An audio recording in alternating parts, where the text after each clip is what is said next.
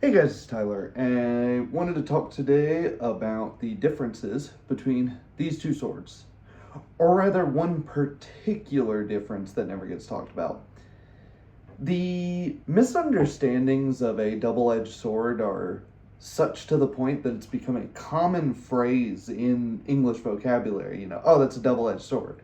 Which is to say, it's got this one good thing going with it for it, but it's also bad in this other way.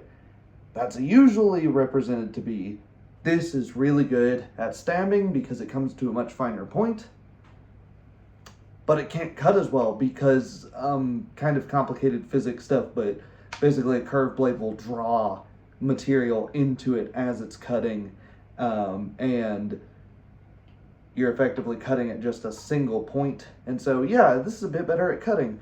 All right, there we go. We're done, right? No. So,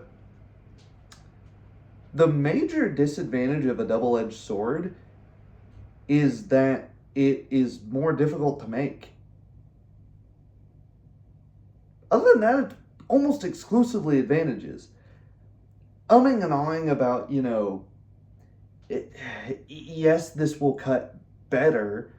The reason it had to be designed like this is because the steel was not as good typically, so they needed to thicken the end, and they could not have another edge here. It needed to be thicker at the edge and differentially hardened with a Hamon line and etc. in order for the blade to actually have any structural rigidity.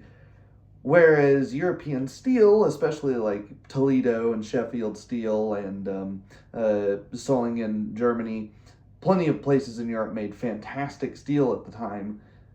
Although maybe today we would look at, and the time being 1400s, 1500s, especially 1600s. And they also had a surplus of labor long enough after the Black Death and before the Black Death, which meant that you could afford to have guys sit there and spend twice as much labor sharpening each side. So really, the cost and the access to good materials are two things that should really be considered here, first and foremost. This is going to cut 8 to 9/10 as effectively as a single-edged sword will, any of them. And part of that is why we see things like the katana start falling out of favor. Even the Langesmesser is, it's kind of going out of favor for things like the Katzbalger. Yes, sabers show up, but sabers show up in quite a bit of a different context than these exist. And that context is particularly with cavalry. Yes, not every saber was intended for use in cavalry, but most of the sabers that were not intended for cavalry use were so late that these were not primary battlefield implements anymore at that point anyways. It was a symbol of officership, as sabers are today. Bit of a digression. What I want to mention specifically, and something that I really noticed while teaching a kendo class, is that Kenjutsu class, sorry, is that some things that we can do with a double-edged sword are just the same, right? I can throw cuts here with the true edge or the leading edge. That is to say, the edge that's facing you right now. And I can do all of this, obviously, with any single-edged sword. No problem, right? There are also things, however, that are maybe possible with a single-edged sword, but way less effective or way more situational. Those can be things like striking with the false edge in basically a million different ways. I can initially strike with the false edge as something like this, and I'll explain why I would ever want to do that. Now, of course, with the saber, I can do that as well. But from here, I could equally strike with the true edge or strike with the false edge. Now that illustration doesn't make much sense. Another thing I can do, though, probably the most simple thing here, is the Wechselhau, the change strike, which is just anytime I go a direction, I can come straight back the other way, and it's a threatening blow. Of course I can do that with a single-edged weapon, but it's just going to kind of be a bat unless I manage to land with just the tip. And if you're moving back and forth, side to side, the likelihood that I can get the perfect distance on just that tip cut there is pretty low. That is, by the way, one of the major advantages of a sword is that, yes, there's a point, the point of percussion that I want to try to land with, but it's bladed all the way down. It doesn't really, I mean, it matters only a little bit where I hit with, because I can push off, push cut, draw cut, line the point in, etc. The real advantage here is for things like defensive actions, where if I wind off here, yes, I could turn my wrist the other way and then cut back in. But I could also just as easily follow that motion there and attack to the head of my opponent. Or, assuming they back up after the failed attack, I can line the point up for a thrust. I can do either or. Or, I can do the same thing. So I have almost double the amount of offensive and defensive counter actions as I do with a single-edged sword. For example, 1, 2 works perfectly fine. 1, wind off, thrust works fine, but again, this is a whole beat of time where I'm accomplishing not much other than setting up the strike. Whereas if this had an edge here, instead of a reinforcing spine, I can threaten a cut and thrust in at the same time. Or I can again thrust here, and assuming the second action doesn't work, assuming this doesn't work, well, now I'm in kind of an awkward position. But assuming that doesn't work, that cut doesn't work, now I've got the third thing. Instead of having to jump straight from one wind into the third thing. It just helps me make the economy of action quite a bit better.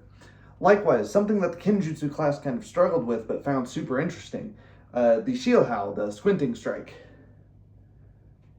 Up here from below, there's a few different ways to do this, Meyer tells us, but here's one of the plays.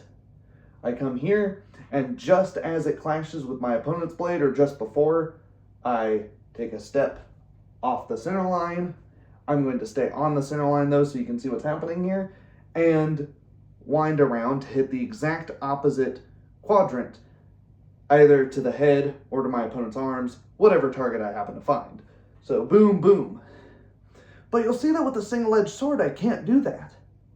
I have to do the much slower action of pulling off and coming all the way around, which yes, still works, but it's much slower. And again, with a single-edged sword, I can still do that with the true edge if I want to. Or I can do it with the false edge and then have different follow-ups. So every time my opponent's constantly guessing what position I'm going to end up in and what my follow-ups are, and it just becomes a lot trickier to defend against. Let me see if I can illustrate another advantage of this, which you can also do with single-edged swords. Imagine this stick here is your defensive line. All right. That's way too close. Let me adjust this. This is not perfect. I messed around with this a little bit earlier. But let's assume this is the equivalent of you doing that. So imagine your hands on that, and that's you moving a sword or a stick or whatever into perspective. If I attack with the true edge, congratulations, you have successfully blocked. My point, if you're imagining you're on the same line as me, my point cannot hit you at all effectively. Whereas if I attack with the false edge instead, turning my wrist over, oh, can the camera see that? Yeah, the point is now hitting the camera. The point will wrap around from the other side. Boom, successfully blocked. Here, I've changed the angle such that not only does my point get around, which would be an effective threat with a single-edged sword, it's a cut at the same time. So if your hand is there on the blade, I cut simultaneously. This is why it kind of frustrates me when people say they're not as good at cutting. They have twice as many means to cut as a single-edged sword. So I'm not sure I agree with that. It's true when the cut lands, but it is so much more possible to land a cut with these. This also being said, these tended to see more battlefield use in either a primary or secondary situation, rather than the sort of tertiary weapons use that single-edged swords saw. Examples. The katana was usually the weapon that was gone to after you had lost either, you had closed past bow range, your spear was either lost, or you had closed past that range. So it's the tertiary or auxiliary weapon there. Likewise, longest messers, I mean, you probably have, by the time that longest messers are popular, crossbow or some ranged implement. We see a lot of bows during that period. Firearms are starting to get very popular. Then you have your polearm of some variety. Then, yeah, you have a longest messer, of course, at the as the backup there. Bauernwehr, a million different varieties of single-edged daggers. There's the armor-piercing advantage of these. So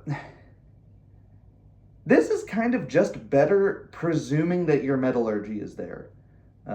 Now, there is also the old Chinese saying about the Jin, which is correct me if I'm wrong, Chinese martial artists, but I believe the only double-edged Chinese sword that I'm aware of. Because the Dao were single-edged, oh my gosh, I'm forgetting the name of it, but most of the Chinese swords, bladed implements, were single-edged. There's Chinese saying that the Jin is very, very difficult. It takes a lifetime to master the Jin, whereas it only takes, 5 years to master a spear, 10 years to master a staff, something like that. I forget the exact numbers on the saying. And that's true. The more options that you are given in a combat situation, and you can see this the moment you put two weapons in the hands of someone who's competent with one weapon, they will look like they've never sparred in their lives before, because your brain is just overloaded trying to go, okay, this hand's doing this, then this hand does this, and it kind of feels like you have two left feet.